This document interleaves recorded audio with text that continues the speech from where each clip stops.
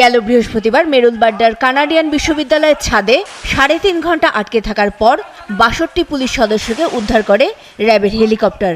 কিন্তু রেহাই পাননি ভবনটির দোতলায় আটকে পড়া নায়েক বোরহানুদ্দিন সহ কয়েকজন।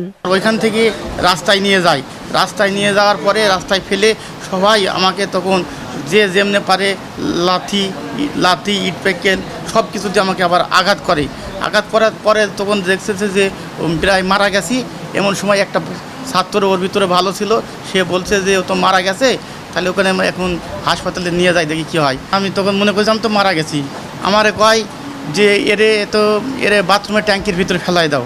এসব কথা বলতে গেলে খুবই কান্না আসে। আমার একটা বাচ্চা স্ত্রী আছে গ্রামে, তারা খুবই কান্নাকাটি করতেছে, কিন্তু গাড়ি ঘোড়া বন্ধ, তারা ঠিকমতো এখানে আমার কাছে আসতে পারে নাই। বাড্ডা পুলিশ ফাঁড়িতে আক্রমণের পর কনস্টেবল আবুল কালামও ভেবেছিলেন আর হয়তো কোনোদিন সন্তানের মুখটাও দেখা হবে না। স্ত্রী নার্গিসও প্রথমে শুনেছিলেন মারাই গেছেন কালাম। লাইসি সাহেবকে ধরে নিয়ে গেছে ইস্ট ওয়েস্ট ইউনিভার্সিটির ভিতরে, আরেকজন ছিল কনস্টেবল হানিফ, ওরাও নিয়ে গেছে ইস্ট ওয়েস্টের ভিতরে, আর ওই যে একজন ছিল ওরা নিয়ে গেছিল বনশ্রী। আর আমার এই বাড্ডা পুলিশ ফাঁড়ির সামনে মেইন রোডে আমাকে এভাবে মারছে। পরে মারার পরে একজন বলতেছে যে ও মারা গেছে, আর মারার দরকার নাই। ওদের কাছে আমি ভিক্ষা চাইছি, জান ভিক্ষা চাইছি, বলছি আমার 2টা বাচ্চা আছে।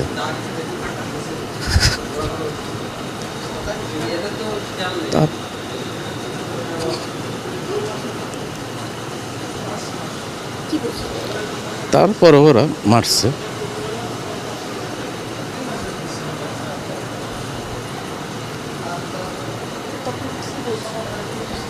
ওরা ওইগুলো বলে না, ওরা বলছে মারে ফেলানোর জন্য। ওরা বিসিএস হয়তো বা দেওয়ার পরে বিসিএসের কোটায় ওরা কি আসবে, পুলিশেও তো ওরা আসবে।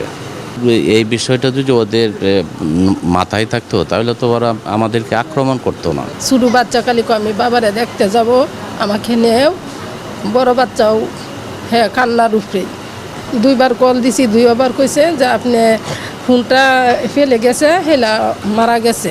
তা আমি থানাত গেছি, তারপরে আরেকজনের নাম্বারটা নিলে কইতাছে যে মারা গেছে না, মনে আহত হয়েছে। যাত্রাবাড়িতে আহত সাব ইন্সপেক্টর রেজাউল হাসান কিংবা আফতাবনগরের সার্জন সৈয়দ মাসুদুর রহিমের মতো অনেকেই হামলার শিকার হন দায়িত্বে যাওয়ার পথে।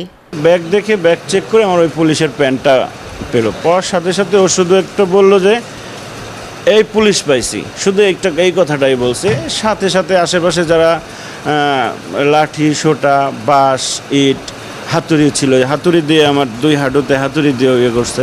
তো ওরা যারা আমাকে আঘাত করছে বা ওখানে যারা ছিল কাউকে দেখে আমার স্টুডেন্ট মনে হয় না, কারণ তাদের সাথে আমার কোনো ধরনের কোনো শত্রুতা নাই বা কোনো ধরনের কোনো কথা কাটাকাটি হয় নাই, গণ্ডগোল হয় নাই, কিছুই হয় নাই। আমি যাচ্ছি, আমার পথ অবরোধ করে অতর্কিত আমার উপরে আক্রমণ।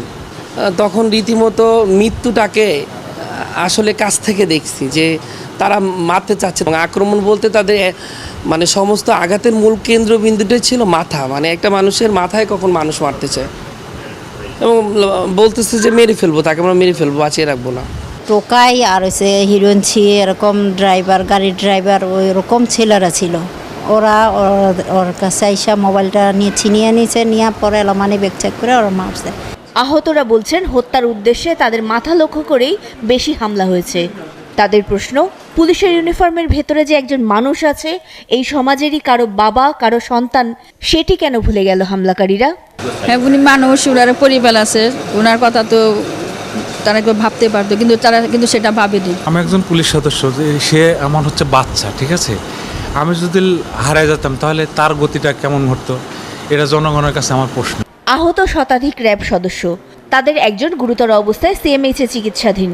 এ পর্যন্ত মোট মারা গেছে 3 জন পুলিশ সদস্য, আহত 1117 জন।